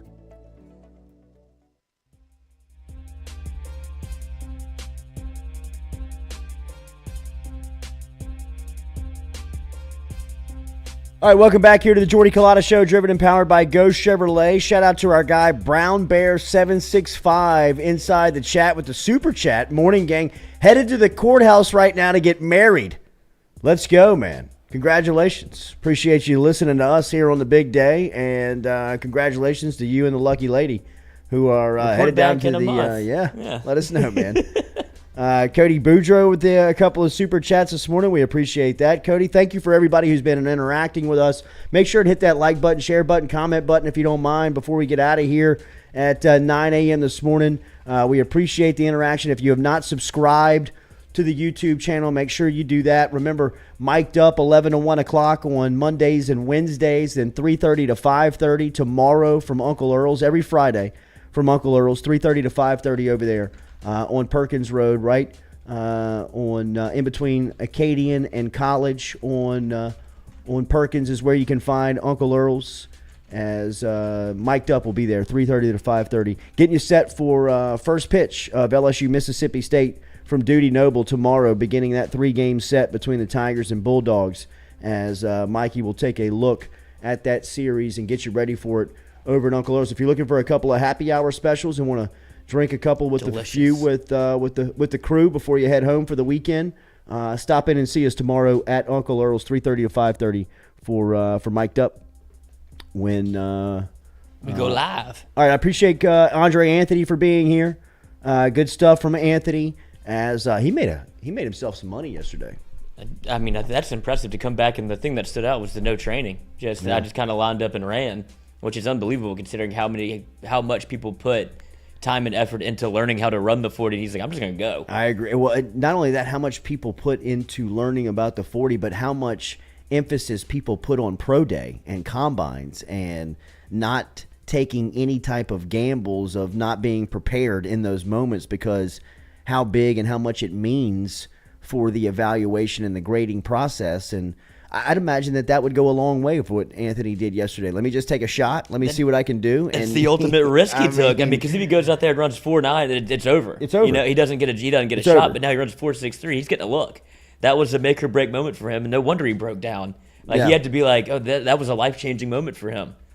It's unreal. It's a pivotal moment in his life. I mean, things could have gone in a lot of directions for him yesterday, and they really went in a good direction for Andre. So thank you to him for stopping by this morning and sharing a couple of minutes with us here as that was really cool to talk to him here the day after a big day in his life. Don't forget about the promotion going on this weekend from our friends over at Dead Soxy. As we mentioned, LSU and Mississippi State squaring off on the baseball field this weekend. Dead Soxy is set to give 10% off of a selection of socks for every home run LSU hits this weekend at Duty Noble. They will cap it at 60% off, but all you got to do is use the promo code Jordy to take advantage of this. Right now, they've got live and promotion ongoing with 25% off if you use that promo code. So if you log on to deadsoxy.com, and they got a great selection of dress socks, athletic wear socks, low-cut socks that you can choose from. And in fact, if you're thinking of Father's Day ideas, if you're thinking of gift ideas, really a cool idea is to head over to deadsoxy.com. Use the promo code Jordy. You'll get 25% off of anything that you buy up until the weekend. And then after the series, after the LSU Mississippi State series, for every home run that the Tigers crank out of the dude, they'll take 10% off. So if you use the promo code Jordy after the weekend, you might be able to save 60%, up to 60% on your sock selection over at deadsoxy.com. Just remember to use the promo code. Use the promo code Jordy. All right, a lot of Pro Day talk here today from yesterday's showing, as we had an opportunity to be over there for a short time and take in what was going on at the practice facility. Obviously, we told you about Andre Anthony's day and Derek Stingley's day.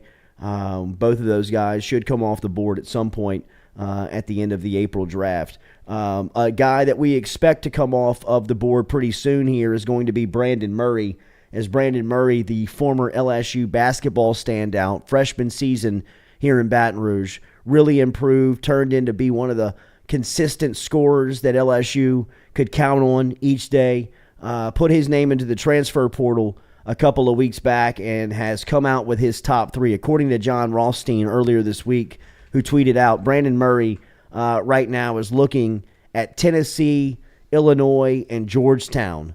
Now, Georgetown to me is kind of the front runner here because of what we talked about with the relationship with Kevin Nickelberry. Nickelberry was very instrumental in the recruitment of Murray to LSU. Really had a good relationship with both Murray and Efton Reed while they were at IMG Academy. So Kevin Nickelberry has really proven that he's got good relationships and he can get players on campus. And like we said last week, or like we've said over the past couple of days and weeks, I really think that Georgetown was attracted to Kevin Nickelberry and bringing him into that spot from the assistant coaching spot because of his ability to recruit, because of his experience in the game, but more than any, the fact that he's got players immediately. The fact that he can tell Patrick Ewing, look, I got us a real good chance that we can get, X, Y, and Z. Brandon Murray, Alex Fudge, and possibly Efton Reed. And if you're showing up to the doorstep of any college, Tennessee, Illinois, Georgetown, Kentucky, North Carolina, or Kansas, with those three guys, everybody's listening. And Patrick Ewing in Georgetown right now, it's burning around his office. Everything is on fire right now around the Georgetown program. They had to turn over the entire assistant staff. Ewing is at the end. He's at the end of his leverage in Georgetown. I mean, it's really starting to sway on him, starting to move in the other direction. So he's got to win now. I don't know how attractive that is to incoming players, but I do know that Kevin Nickelberry has got really good relationships built with Brandon Murray. Now, other schools recruited Murray, obviously, in the lead-up of his commitment and signing with LSU. So he's got probably good relationships around the country in recruiting. I'm not saying just because Nickelberry is there means it's signed, sealed, delivered. He's going to end up at Georgetown. But it does feel like that's the leader. You'd hate to see him at Tennessee. Oof. Just like you'd hate to see some of these signees end up at Auburn. Traora's at Auburn. Feels like Julian Phillips is really looking at Auburn. But you would hate to see Murray land in Knoxville where, I mean, not only would you have to run into him and play him, but, he's still going to be around the SEC and a guy that you would hate to see developing on somebody else's campus. But that's the top 3 announced by Brandon Murray. No expected date, but it would the decision date is expected to happen by Monday. So it could pop this weekend for Brandon Murray. As far as Mwani Wilkinson is concerned, a little bit of light, a little bit of positive news coming to LSU basketball via the former players, as Mwani Wilkinson told John Rothstein of CBS Sports on Tuesday, that he is considering returning to LSU. That there is a possibility and a scenario that exists that Wilkinson could stay on with LSU and stay on the team. That would be big for Matt McMahon. That would be big for the LSU basketball team, obviously, if they could get Wilkinson to buy in, stick around, and stay with this staff in this transition. Now, there are other schools that are obviously looking at him. One of them is Texas Tech. When I saw Texas Tech on the school list, I thought to myself, that seems like a really good fit for Wilkinson. Just the style they play, the style he plays, the defense first, the not lack of offense, but you really turn your offense into being productive by how well you can play defense at Texas Tech. And Wilkinson can lock people up. I mean, that's really why he plays. He's no offensive threat. Unless you found him in the corner. And still very inconsistent. I know, but it's one thing he does well. He does. And he can jump out the gym. He does. He's a super athlete. But it's just, there's, I guess, what if he was the one to come back, I think I would imagine he'd get more touches on the offensive end. He'd try to expand that role and see what he actually can do with the ball in his hands. Because like you said, he's not a threat offensively, but you've seen people develop an offensive game because the hardest part to develop is the defense, and he has that in spades. He was the one that preseason said he wanted to win SEC Defensive Player of the Year. Yeah. So it's obviously at the forefront of his mind. You just hope that he can develop some sort of offense because the shot looks pure from the corner. No, he puts the work in, man. He is, and he improved between year 1 and year 2 as a basketball player. Mwani Wilkinson is a 4-year college basketball player, project, whatever you want to call it. But I mean, he's got more development as far as the game goes to buy into. And I think that there is promise there when you look at season 1 to season 2 in his development. And to figure that there will be more development on the way. But, I mean, he's still a long way from being a finished product as a basketball player. And he's got to develop, a mid-range game. He's got to develop some type of game and shot off the dribble where he can beat defenders and create some space and create a shot. I think he's athletic enough to get to the rim when guys obviously can't match up with him. But, he makes his money on the defensive end, and he is continuously improving as an offensive player. He's still got a couple of ways to go as far as being a formidable threat, a threat on offense. So if he could come back, though, I think it would just at least be good for the storyline of Matt McMahon to being able to preserve somebody from the old roster and just looking ahead and seeing what the program is going to feel like, look like, and how it's going to exist. Because as we've pointed out, it's just it's right now it's so far behind the 8 ball as far as just being able to compete not only in recruiting because you don't know what you're selling, but on the floor. I mean, there's not enough guys to play pickup right now in the practice facility. So Parker Edwards is getting ready. Yeah, starter, bro. Yeah, right. Noah. At guard from Central. 5'11". In the program. Just go with the 6 foot for basketball measurements. 6 foot and shoes. 6'1". You know it. 210. But with those two guys, I mean, Mwani Wilkinson's a player that you want. He needs to fit your style. You know what I mean? Brandon Murray is a guy that's going to fit anybody's style. Yeah. I mean, because he can score the ball, high motor, plays defense. And so seeing Tennessee was very interesting when it came to Brandon Murray on there, just because, I never really thought about them as a team to go and snag him. But, I mean, it would Why not? It would be terrible to see him twice a year. Good Lord, man. That would be And brutal. Auburn. Oh, Auburn is going to be stacked. Auburn is going to Arkansas? be stacked. Number one. Arkansas is a preseason number one in the way too early top 25. Get you talking, though, man. Yeah, Hayes. That's what five stars Feet on the will do. floor. Yeah. 5 of them? How many? We get 3 They had 5 three stars? from the McDonald's All-American game. I know that. So I think it was 3 5-stars. They just got 2 transfers from Rhode Island. What are they doing up there? Musselman's working. They got money. Shirtless. Yeah. They got money. Got They that got Walmart, money. They got got Walmart money, huh? They Yeah, got money. they got Tyson Chicken they got money. Tyson Chicken money. They got Jerry Jones money. Salt money. They got whatever money you need. He's got to dish out $3 million. He talked her down from 20 to 3. He's a good businessman. Yeah. 3 sounds great. Why not? Or 0. To shut up? Yeah. To go away? Shit. It's Jordy on the internet check, not IE. It's Culotta.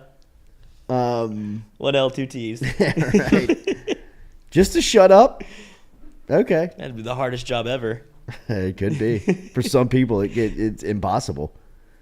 Remember, RMB Builders brings you the Jordy Culotta Show. They can build you a custom design home. They can recreate a home for you. They can refurbish any project that you're looking to get back to life.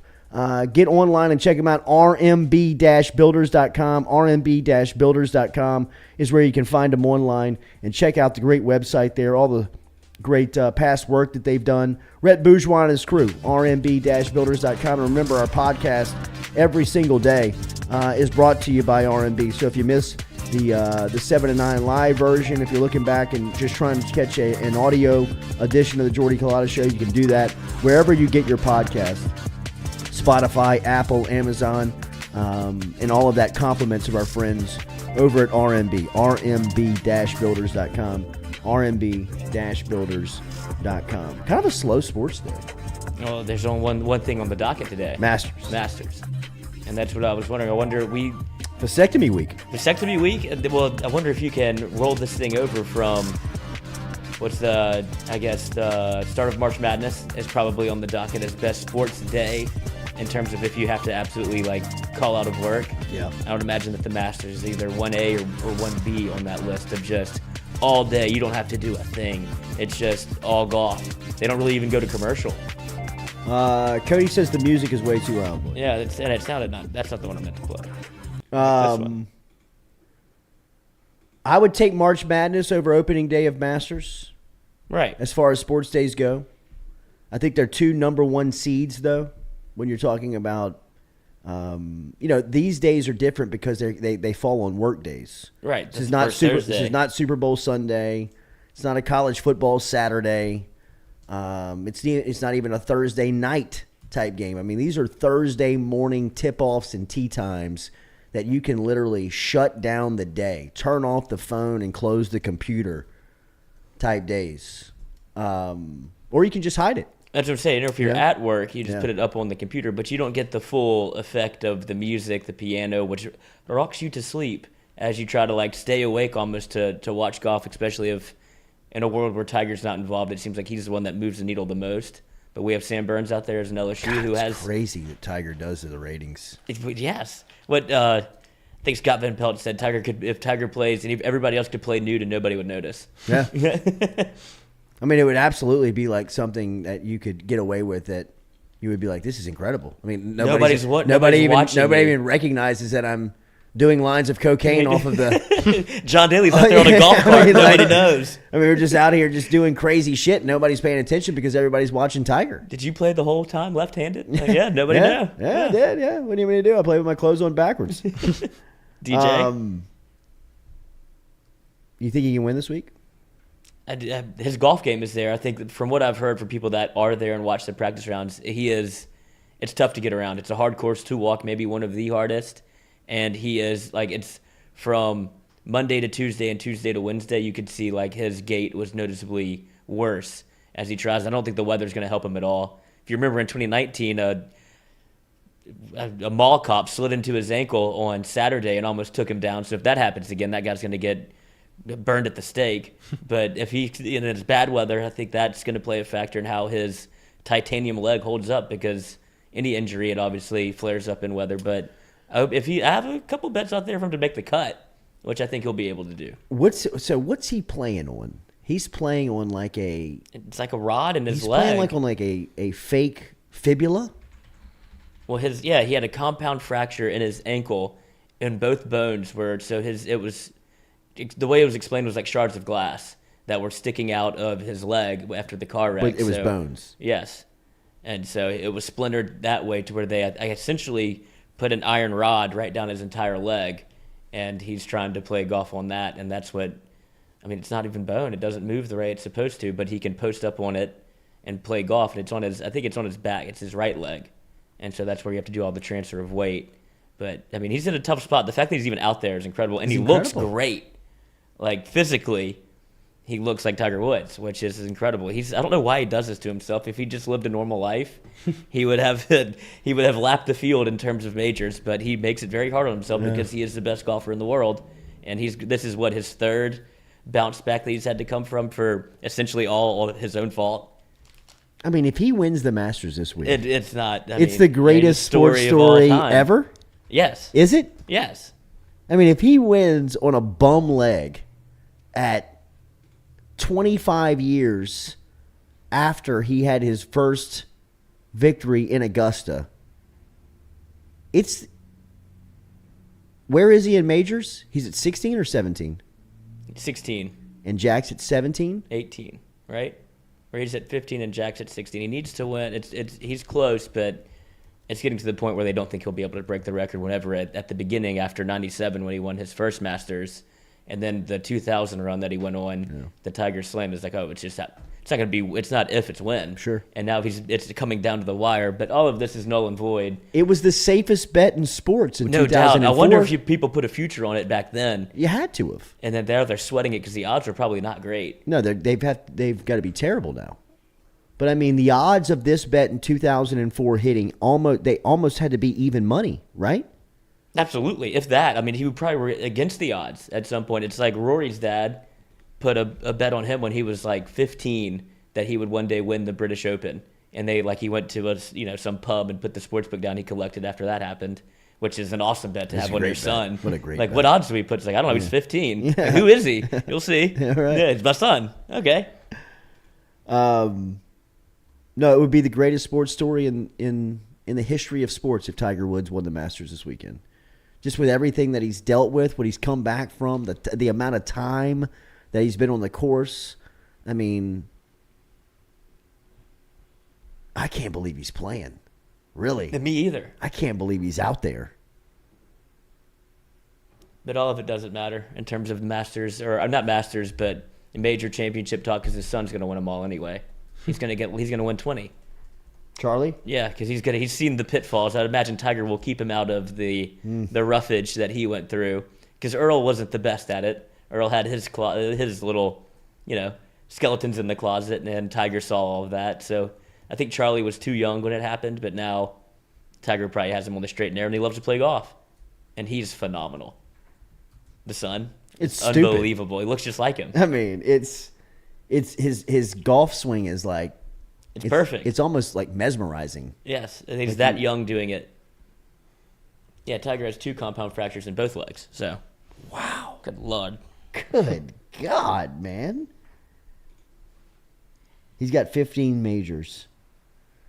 He's got 15. Jack's got 18. 18. Yeah, I don't think he'll get to 18. The only place that he'll be able to consistently compete is at Augusta. That's why he's so crazy about it. Yeah, because it's all about course knowledge, as you saw in 2019. Where he puts the golf ball allows him to play the course with anybody. Sure. Because he knows where to get roll, where to put it, where to hit it on the greens, to funnel back to the pin. Like, he knows the course like the back of his hand. Right. Well, it was redesigned for him, right? It was redesigned to stop him in the beginning because he was hitting it over everything. And so they tiger-proofed it, made it longer, and then that still didn't matter. And he did have like a stretch where he wasn't winning there, but he was still competing. And now everybody's on the equal playing field. but his course knowledge is what separates him. And you saw that John Rahm, who was the betting favorite, tried to bend Tiger's ear about his course knowledge, and Tiger gave him absolutely nothing. But he does give little tidbits to Justin Thomas. So that's what he would like. That's what John Rahm was saying. It's like, I tried to ask Tiger for help. He didn't return my text. But he'll play golf with Justin Thomas every day at Augusta. It's like, I wonder how that works.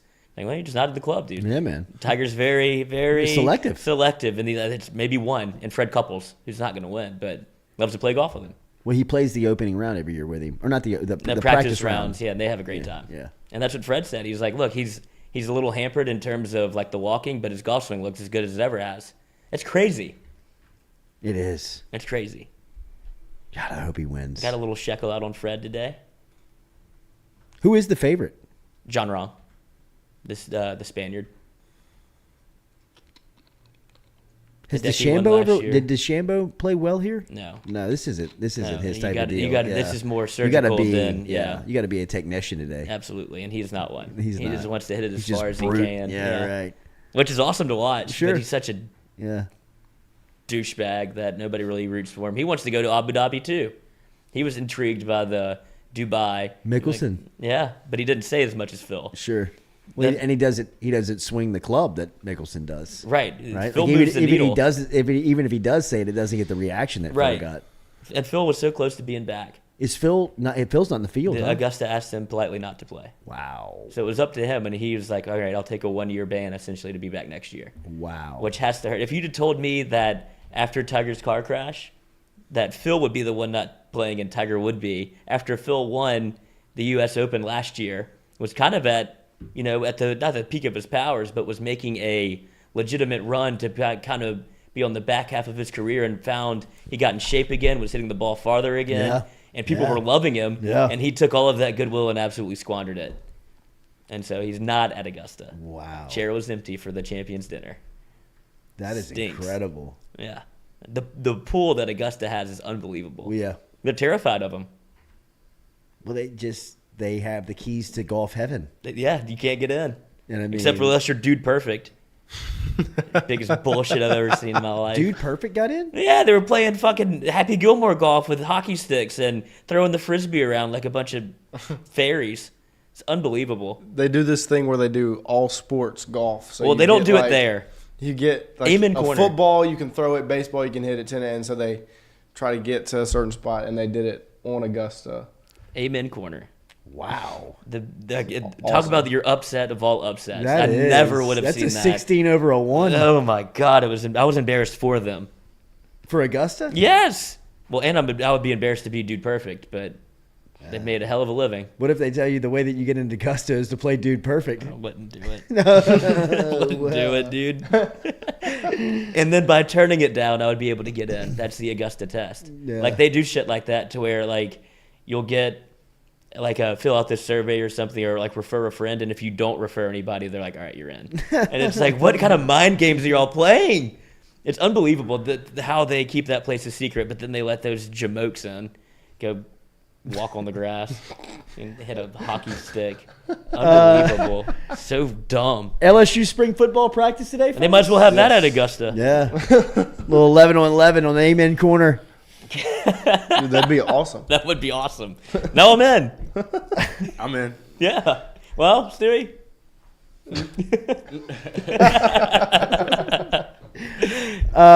What time's practice today? We don't know yet. Yeah, no time. They'll send out the tweet. TBA? Yeah. TBA, yeah. Make sure you're hitting us on social media at Culotta Show to keep up with the latest. For Andre Anthony and for the entire crew here over at the Jordy Culotta Show, driven and powered by Go Chevrolet. Have a great day. We're back with you tomorrow morning at 7 a.m. Let's go, Tiger. 10:37. Tees off. No, they moved you back. 11:01. 11:04. Let's go, Tiger. Make the cut, and then we'll bet again later. Come on, Freddie. Lowest in his group. That's all I need. Golf everywhere. Nobody called me today. Hey Siri, call Lloyd. Siri, busy. Busy, Siri.